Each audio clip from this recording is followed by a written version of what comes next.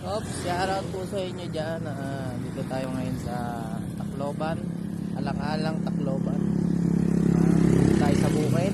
Pakita ko lang sa inyo yung bukid. Ito yung bukid na makikita nyo dyan sa mga video ko.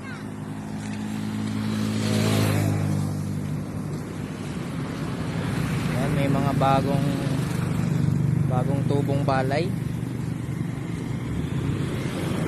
Tapos ayun yung ginagawa namin, silo. Mga imbakan niya ng bigas. Tapos yun yung barracks namin. Makikita nyo malaki talaga yung silo. Isang silo pa lang ang nagagawa namin dyan.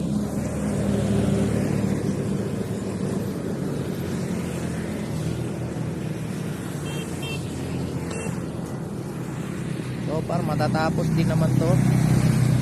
Mga isang buwan nga lang matatapos din naman to ginagawa ko dito.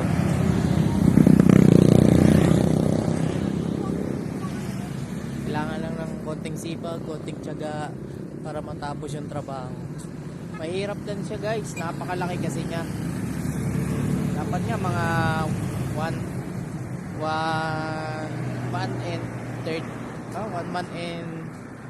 month and a half ang gagawin. So hindi muna. Right. Araw bata. May mga naglalakbay dito. Nagtakbo-takbo mga estudyante. Mag-jogging.